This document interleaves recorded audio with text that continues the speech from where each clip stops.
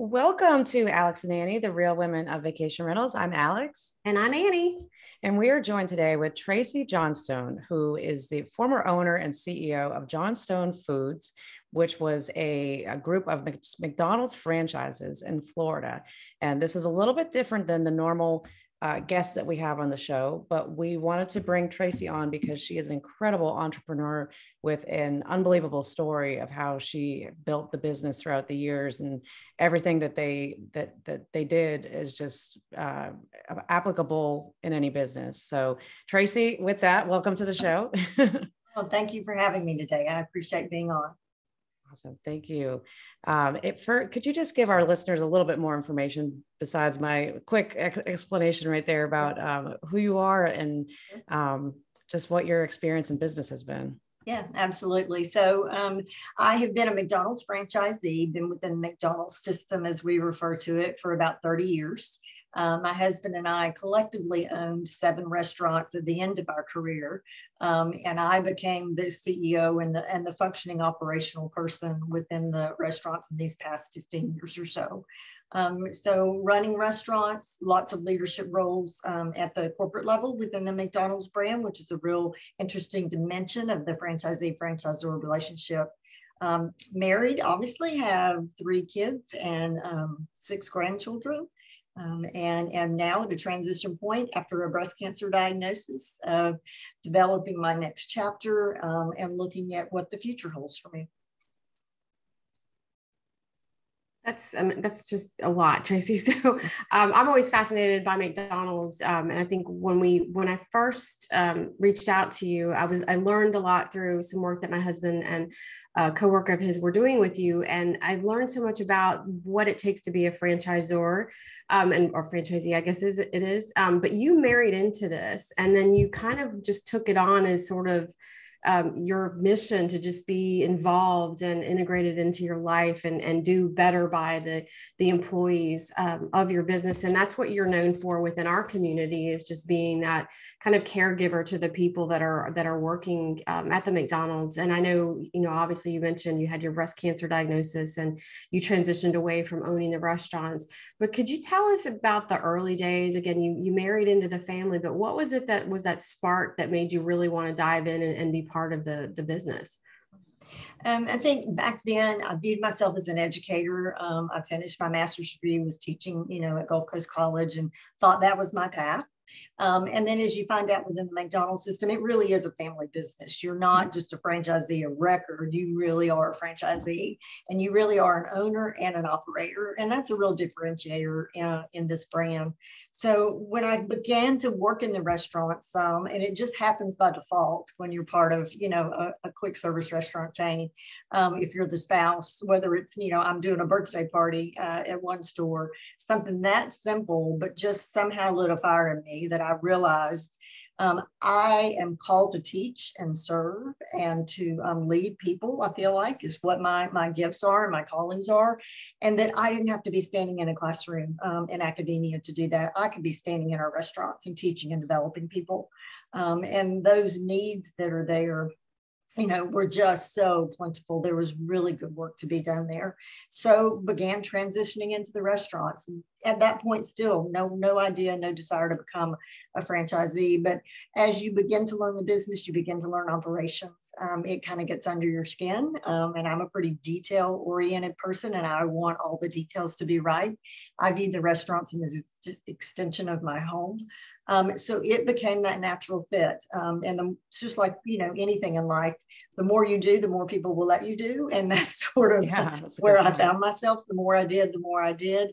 But the key to that was that I loved it. I loved what we were doing. And I just found, a lot of identity under those arches. That's so cool. Oh, I love that too. Yeah. So did you own separate? I mean, I know you and your husband owned them together, but did you manage the restaurants separately, your own, or you were jointly managing all of them together? Yeah, we jointly managing all of them in terms of the organization at the organizational level. So we were both franchisees on all of the restaurants, but you manage them as an organization. and creating that infrastructure, much like probably in your industry, when you have multiple Airbnbs that you're managing, it gets easier and you're able to scale and you can do more. Mm-hmm. Same thing here, managing them collectively and leveraging your talent, leveraging those resources is how we ran the organization.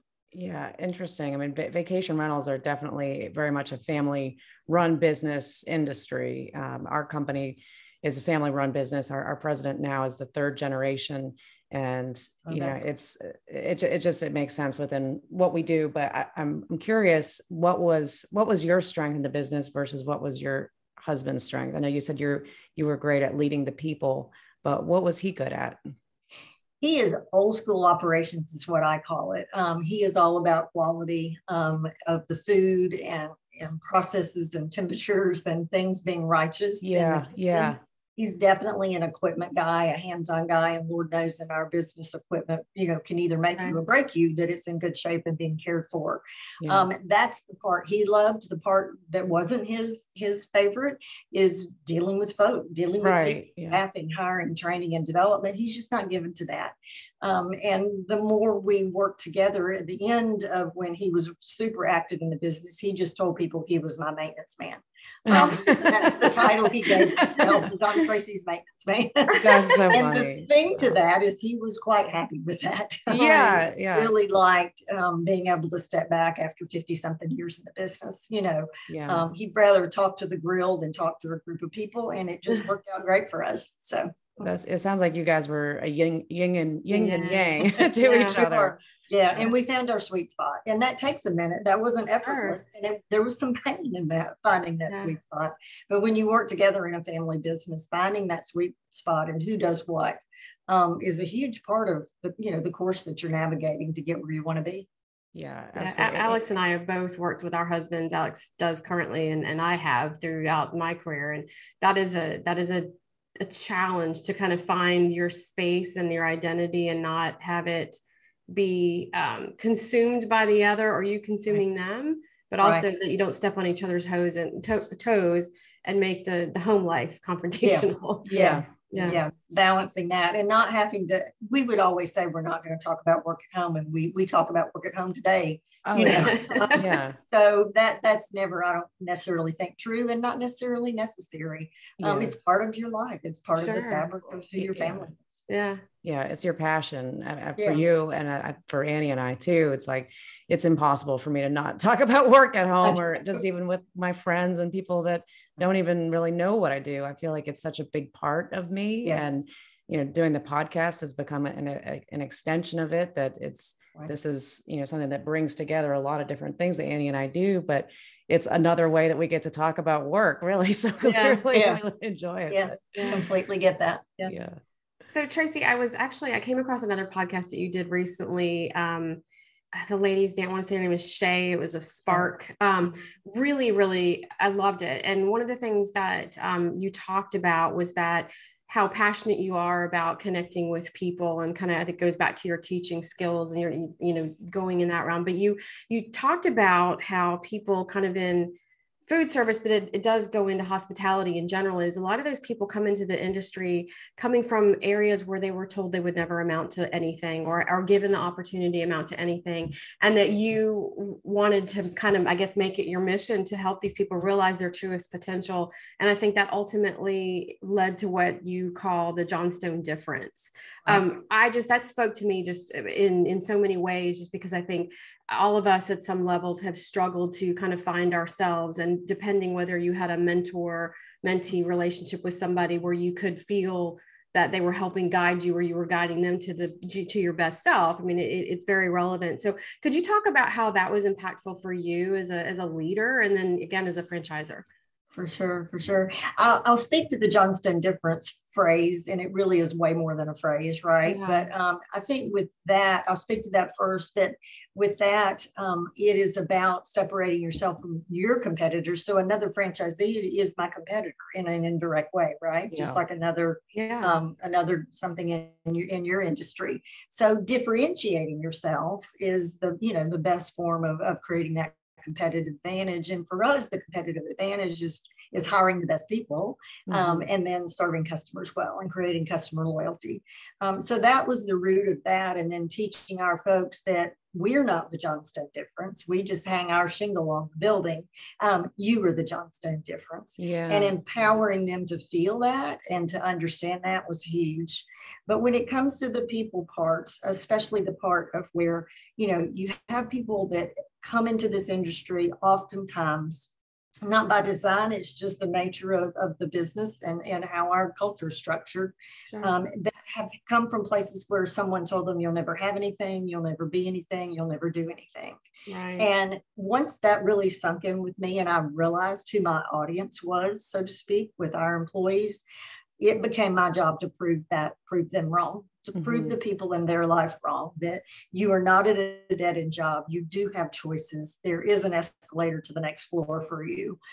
You are not stuck at this level for the rest of your life. And in fact, it was the opposite in every orientation. I would say, if you're still just cooking fries a year from now, then you need to talk to me, because there's a whole lot more you can be doing besides that. For some people, that meets their needs, and that's okay too. For folks that don't want to reach beyond just doing, an entry-level type role, but it's not where the elevator ends. The elevator goes up in this case, and to make sure that we didn't have a down button on our elevator. We are not pushing people down; we are lifting people up. And I think that concept and that process and creating that culture. And so the Johnstone Difference internally was the people culture we created, and creating that culture of achievement and advancement and just helping people see what's possible, because you may have grown up in a home that not much was possible for you. The environment, the circumstances you were born into, there wasn't a lot that was possible. It is our job as employers in these entry-level industries especially, is to create that vision for these folks of what is possible for them, and then giving them the tools and resources to do that. We can talk about all the utopia of what's possible, but then you got to put in the hard work of helping them get where they need to be. And I mean, what an incredible opportunity to learn all that from such a well-run organization.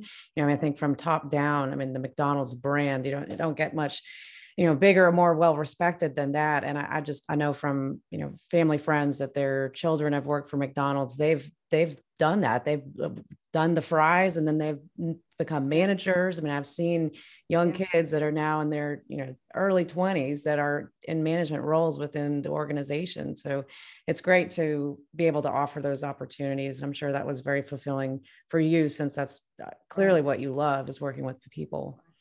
Well, I think our Panama City manager was a general in the Air Force, and in a conversation he had to Kevin, who has worked with us in some of our marketing and public relations, he was telling him, he said, that was my first job, and that's how I learned to be a general. You just don't get any better than that. So even if you don't stay within the brand or the system or the industry, the things that you can learn and the skills you can develop, if you're working in the right people culture, really can set the trajectory for your whole life. Absolutely. I'm curious what it was like in the early days. Take us back to when you first got involved in the business, corporate America. You were one of the few female franchisees around, I'm sure. What was that like? To come in. I know with the first meeting that I went to with McDonald's, and that was, back in the 90s, it's definitely a male-dominated culture at that point, both corporately, probably, and certainly in the franchisee community. I became a member of something called the Women's Operator Network, which is the diversity organization within the McDonald's brand for women franchisees. It is the first time I got a different angle. There was new lighting for me on the stage of seeing women achieve in this industry and in this business. And that opened that door of knowing that that's who I wanted to be. I had no idea how to get there at that very moment, but I knew that that is the role that I wanted to have. And then McDonald's now is a brand, I have to give them credit, and it's not just lip service. They are very committed to diversity and elevating women in our industry. and finding that those women run good stores. You know, their sales are often better, their profitability is often better, their retention with staff is often better. So they're doing some things really well. And it is serving the brand really well as well. But I know that first time going to a meeting, being on a team, and sitting at the table, and how intimidating that felt, you know, whether that was my own lack of confidence. Doesn't really matter what the origin that was, but it's a moment where you walk into a big regional office, you know, and you're one of 2 or 3 women at a table of 28 people. So that, being able to put yourself in those situations, even when it is uncomfortable, there's no other way to learn that. There's no other way to break down that barrier for yourself, and improve your skill set to be able to function in that environment. We talk about that all the time. Just Alex and I, just off camera, you know, off recording, is the ability to really find yourself out in those uncomfortable moments, and kind of understand and recognize that your strengths and your weaknesses, and what you need to, the skills that you need to hone. And I think that, you know, we've definitely learned that for ourselves, but everybody that we talk to, that seems to be a common thread that people don't maybe talk about enough, that it really is okay to feel that and own it and go with it. So you were able to find some comfort, and you were able to find your voice within the organization. And how do you feel like you were able to use that along the way to get to where you were within the organization? I think in our industry, especially, you know, results and metrics and measurements in any field you're measuring, and, you know, results matter, right? Whether it's profitability or the metrics of customer satisfaction. And so I think getting to where we had the results to give me the credibility that I felt I needed to then stand up and say, this is what we can do together, or this is what you should do, perhaps, depending on the venue.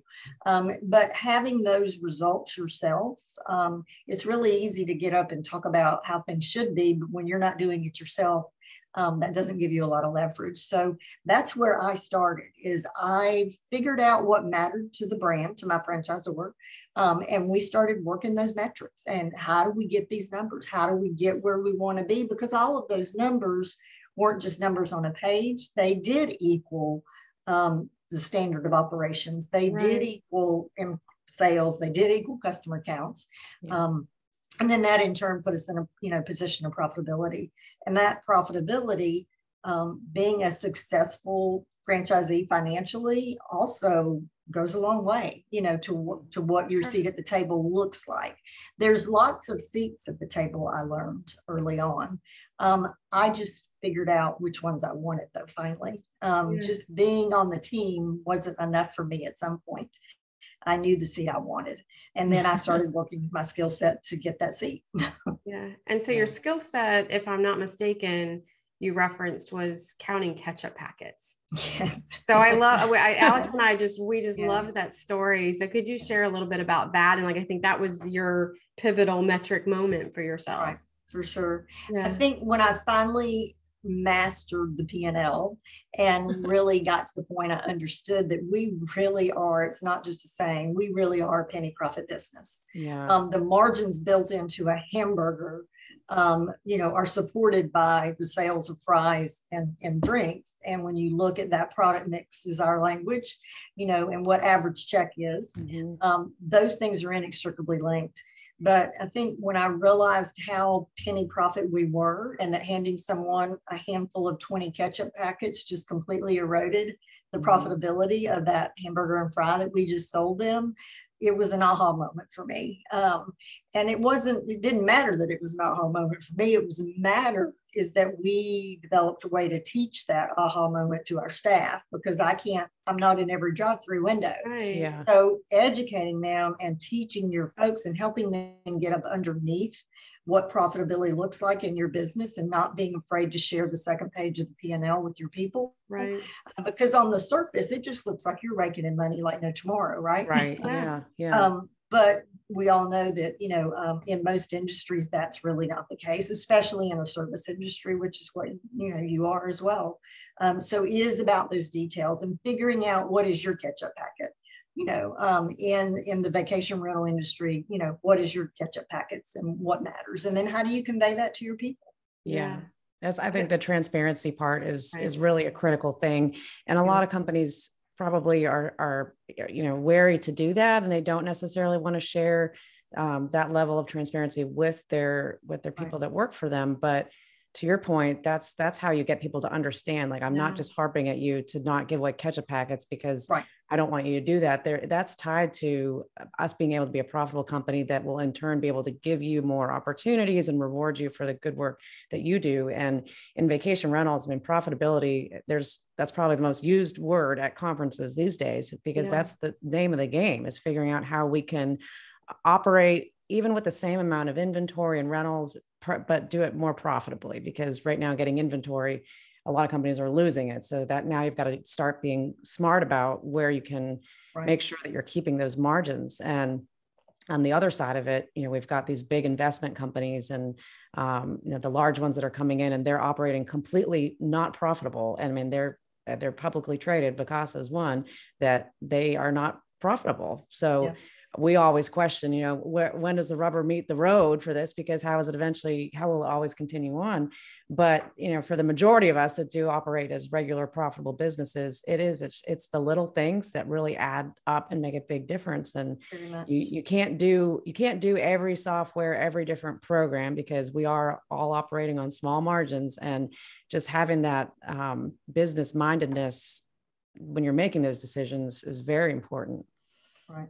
Well, and I think for us, when we looked at that profitability piece, and ketchup pack specifically, because, that is probably the entry level of where we throw pennies out the window, was teaching people the why.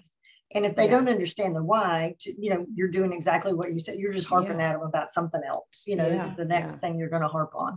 But teaching them the why, and looking at, what is the value per transaction. We would work with our managers to understand what is each transaction worth at your store. Obviously, the better your margins were.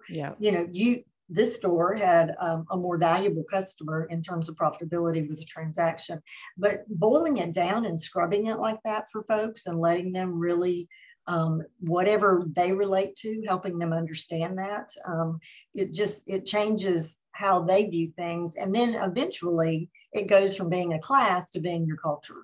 And that's, you can teach classes all day long, but if it doesn't become part of how you do business in your culture, with your team, or at least your leadership team, you're just teaching another class. But, if anyone worked for us and couldn't tell me what a packet of ketchup cost, I had not done my job in my mind, or my leadership team had not done their job.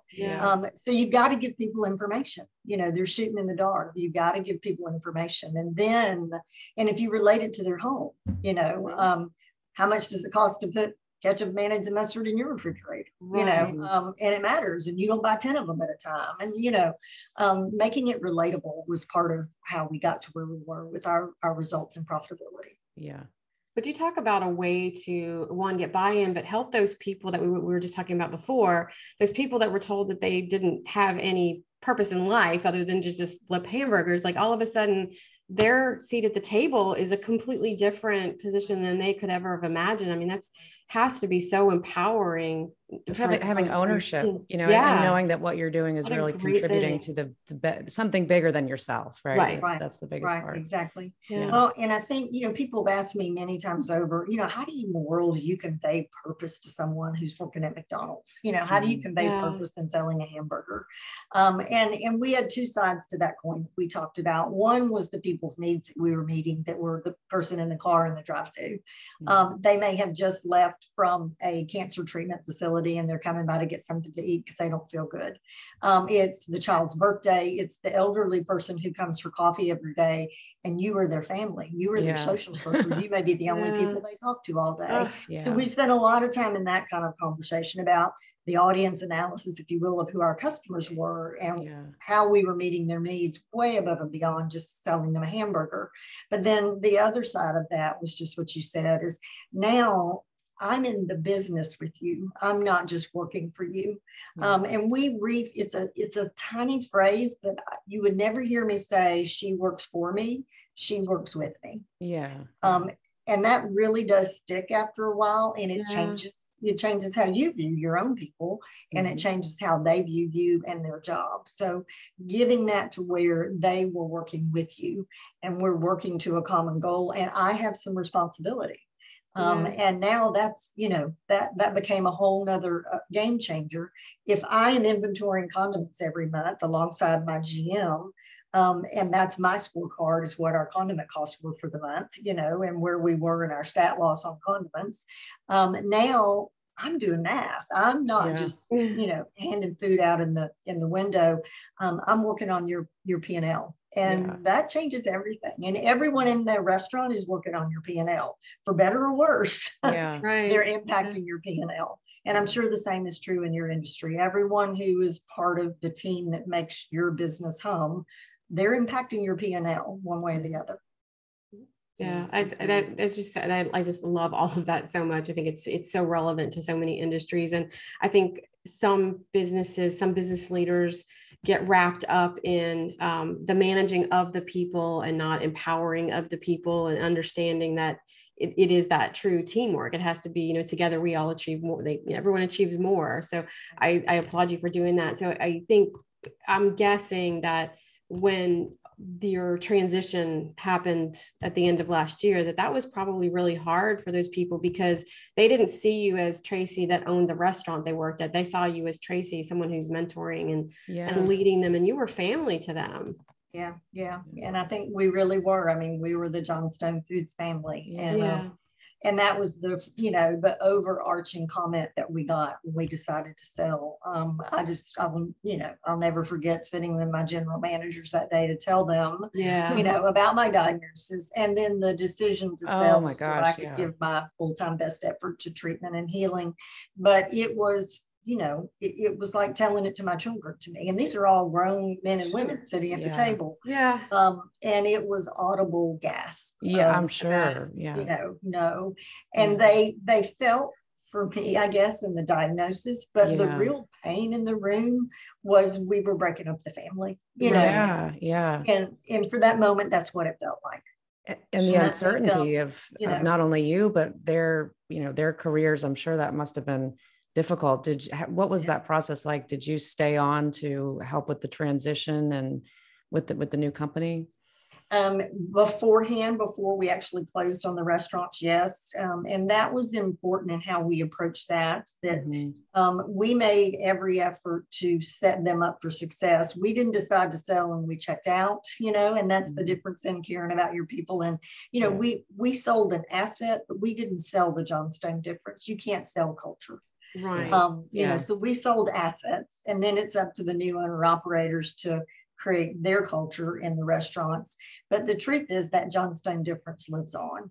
And that culture lives on in those restaurants, and you can't put a price on that. Like I said, I just don't think you can sell that. And that went a long way to give people some comfort too. I wrote an email the day before we closed to our folks about, your job tomorrow is to wow their socks off. You give it everything you are still representing Johnstone Foods. And I said those exact words too. We may have sold the restaurants, but you can't sell what we all know we have. Right. And use that to level up in this transition. You've got a competitive advantage that the other people don't even understand yet. So put that in your pocket and use it to level up and show people what you're made of and create your next opportunity. So. Oh, that's awesome. Interesting. So, Tracy, you've done so many, again, you're from the community where I live. So you've been an integral part of a lot of things that have happened in the community. And I think, again, the community took an audible gasp when everybody heard about your diagnosis. And again, feeling, I guess, trepidation about what was going to be next for these people, but also just, the love of Tracy as a leader. Something that I think you and I both, we connect on is we went through Hurricane Michael a few years back, and I've lived here since the 90s or the early 90s. And so I'd been through a few hurricanes and seen damage along the coast, but never really affected me as much as Michael did. And it was devastating. And one of the things that I think rose out of that was just the champions that our community had to kind of rally and get us all back together. And I think what you did, not only to try to figure out how we could get the ship righted. I mean, we were complete total collapse of infrastructure from the utilities to everything. Can you talk a little bit about how that worked for you? And again, having the restaurants open meant more than just being able to serve food. It meant being able to employ people that had lost everything and needed, right. They needed that normalcy. Right, for sure. I think, our first objective and all that was to account for everybody, Sure. And we didn't have cell phone service. So you're in the Pony Express, you're putting a note on the door, write your name here if you have come to the restaurant to check in.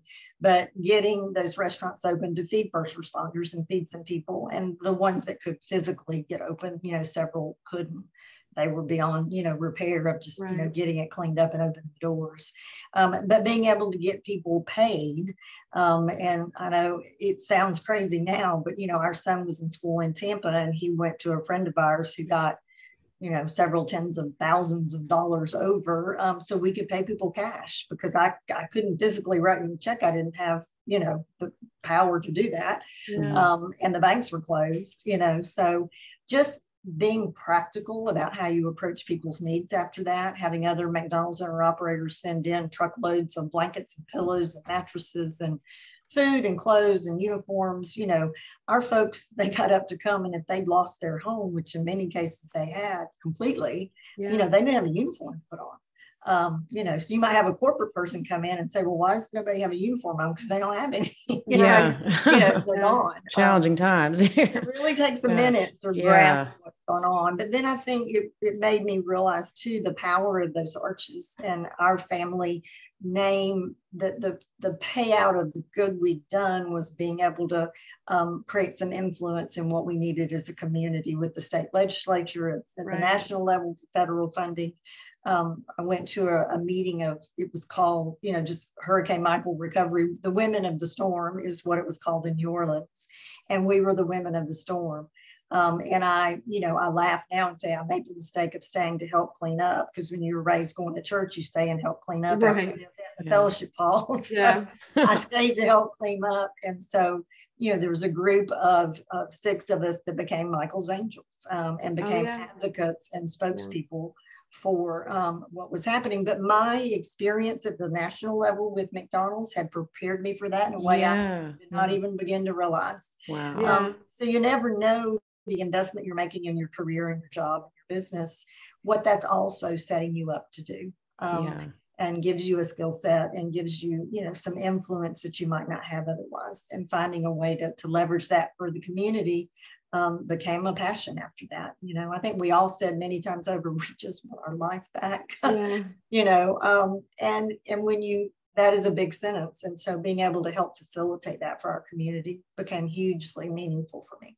Yeah, Annie and I were just talking about earlier today how planting seeds in your career path, how you don't know necessarily even that you're planting them, but if you just keep taking action and meeting people and keep moving along, you really are, you're connecting the dots when you look back, that all those things happen for a reason. And you get that, that lucky break. And in your case, not the hurricane certainly wasn't lucky, but Panama City Beach was very lucky to have you there to be able to manage all this situation. But it's rewarding in a way. It is rewarding. And I never set out in anything I've ever done to be a hero. That word wasn't even really part of my vocabulary.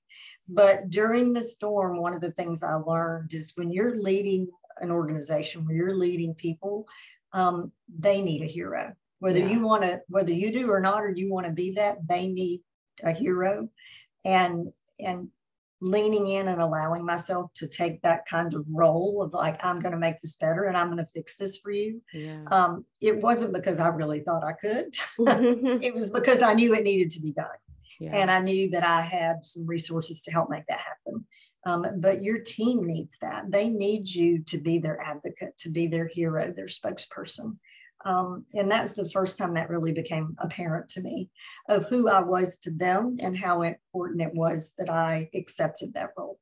I remember just watching from afar, Annie, that you and I, we knew each other and we were friendly at that point, but we weren't nearly as close, obviously, as we are now. But I remember just watching all the efforts that you were doing during Hurricane Michael and with the plastic containers. It was unbelievable. I thought, my gosh, she cares so much. And you were literally, that was your full-time job, was leading that effort for a while there. But it was incredible to see from a distance, but, you know, not a far distance. I mean, Hurricane Michael just kind of barely skimmed us, but that was just a day before that it wiped out your area. So.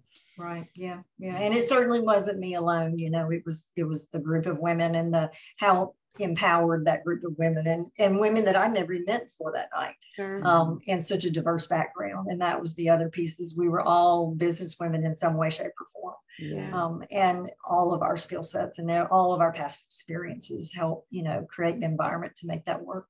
Yeah. I think when you never know how strong you are until you're in those moments when you just have to do it. And like, for me, it just became one of those things. It was like, well, it became a full-time job because it was filling in to cover up all of the anxiety of everything that was going on around. Like, you couldn't drive anywhere without just feeling this crush of your soul. And I just remember I've told people over time, I mean, I hugged countless people that I would never have met in my life. I heard stories that were horrible and horrific. And if I could get them 5 minutes where they could just feel like they could just let it all out and cry, and they would leave and I'd still be hanging there with it. But like, to your point, it wasn't trying to be a hero. It was just trying to be something for someone that I was helpless to do the big things, but I could do something really little that was impactful for those people at that particular moment.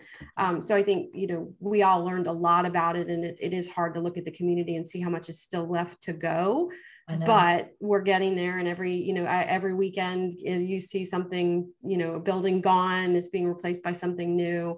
But I think for you, it not only gave you a skill set that you didn't know that you'd been honing all these years, but it gave you a recognition within McDonald's organization. So when future things would happen, they looked to you. And so obviously everybody in the country, like globally, went through COVID, and you got called to be part of a task force to help with that. And what a boost to say, like, this woman knows what she's doing. So can you tell us about that?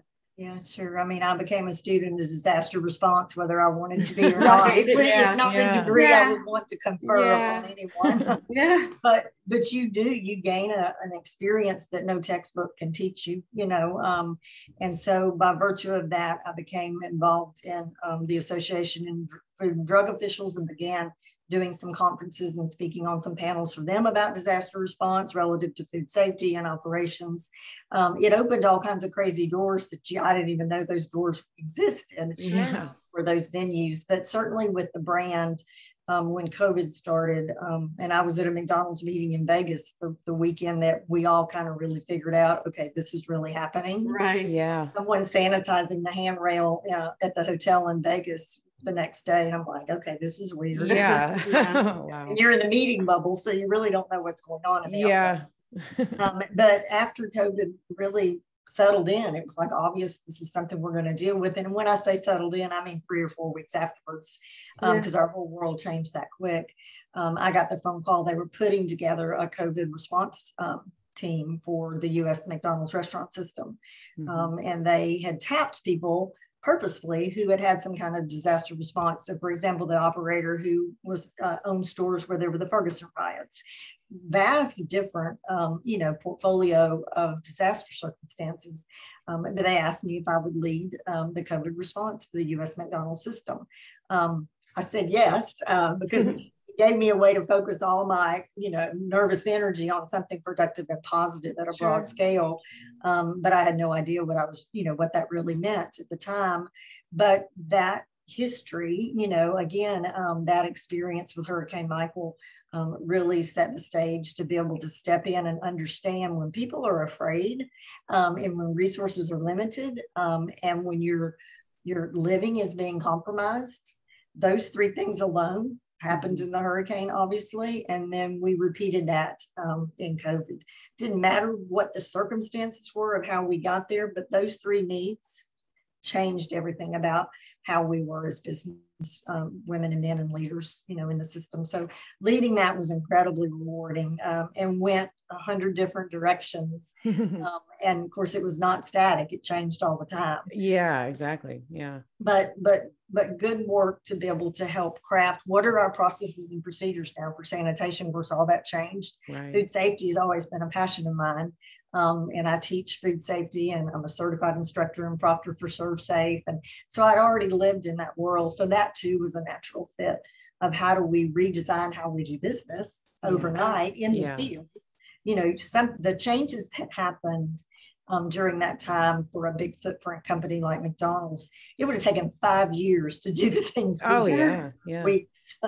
You know, and menu modification, going to simplified menu, and all of those things, you know, that if I would have recommended that the day before, they'd have been like, okay, yeah, you stay in your lane. And now all of a sudden, we had a lot of say-so, because we're the ones meeting the customers where they were, and everybody else was in lockdown. We were classified as essential personnel. So we were open and could go to work, but the McDonald's corporate people were not. You know? So it was a real shift in power, if you will. But everyone working to the same means to the end, which was to protect our customers, our staff, and protect the brand. Yeah.